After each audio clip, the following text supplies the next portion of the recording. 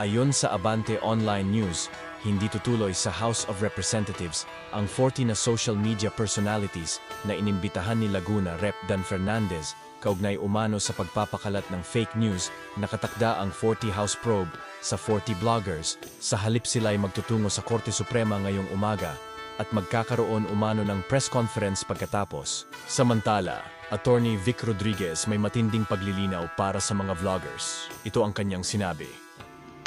At ito na nga, isusuppress yung karapatan ng malaya at payapang pagpapahayag. Bukas, pag-usapan din natin ay pinatatawag yung mga kasama natin na nagpapahayag din. Sila yung mga miyembro ng tinatawag nating new media, yung mga vloggers, and I think some of them belong to the traditional media. At ipinatatawag, magkakaroon daw ng pandinig sa Senado, delikado yan. Hindi po tama yan, hindi nararapat yan. Sapagkat malinaw, pati yung mga vloggers na pinatatawag, yung miyembro ng tinatawag nating new media, malinaw sa ating saligang batas. Article 3, Section 4, that no law shall be passed, no law, walang batas, shall be passed, abridging the freedom of speech, of expression, or of the press. Check nyo po iyan, pati yung mga mambabatas na nagpapatawag ng hearing. Dahan-dahan, maging marahan. Tingnan po ninyo, yung constitutional provision, Articles 3, Section 4, malinaw po yan.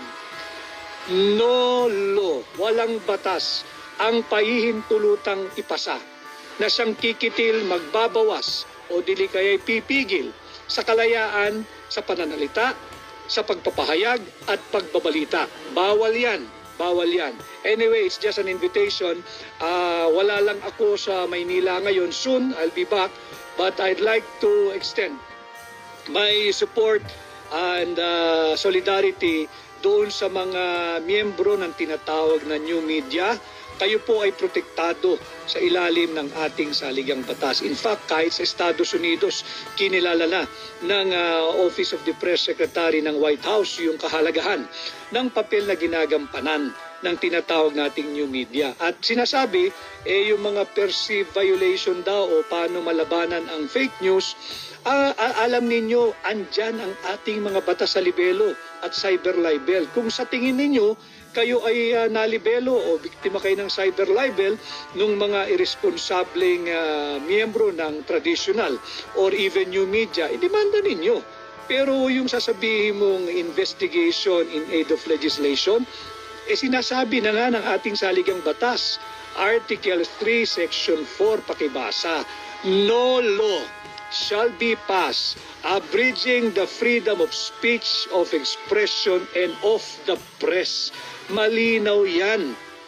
Malinaw yan. Walang batas ang may pwedeng ipasa. At kung kayo mag-iimbestiga, let me just remind you, andyan ang ating NBI.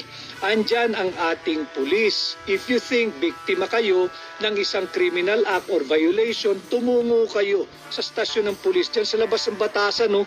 Nandyan yung stasyon ng pulis, mag-file kayo ng reklamo, paimbestigahan ninyo. O ipatawag ninyo yung anti-cybercrime group, pagreklamo kayo, yung NBI, o kaya dumiretso na kayo, paggawa kayo ng affidavit, sampahan ninyo yung sa tingin ninyong nag-violate ng inyong karapatan at pagkatao at dignidad, sampahan nyo sa piskalya ng Quezon City o kung saan man ninyo gustong sampahan. Pero hindi kayo pwedeng mag-imbestiga ng isang perceived criminal action for the purpose of pananagutin ninyo, magdedemanda kayo. Hindi kayo pulis, hindi kayo NBI, hindi kayo piskal, at higit sa lahat, hindi kayo huwes na maaaring magusga kung sino ang guilty at sinong hindi guilty. Karapatan ng mga miyembro ng traditional media at new media, at yan po ay kinikilala at may garansya at nakaukit sa ating saligang batas.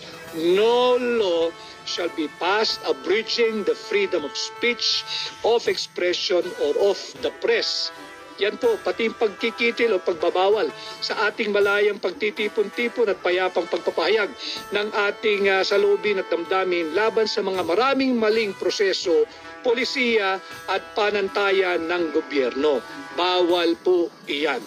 Sa ibang balita naman, mga kababayan ko, Attorney Harry Roque, may napakatinding birada kay Pangulong Bongbong Marcos naniniwala pa rin ako sa aking puso, independyente ang mga maestrado ng Korte Suprema. Hindi mo sila kayang bilin. Although, alam ko naman, maraming nagtatangka. Hindi yan mananaig. Dahil alam ng mga maestrado na nung ang Korte Suprema ay naging rubber stamp lamang ng isang diktador, nawala ang tiwala ng taong bayan.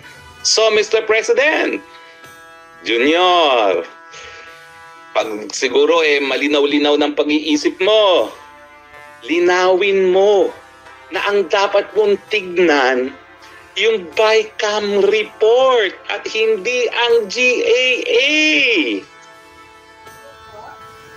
At sana, mag-iingat ka naman sa iyong pananalita.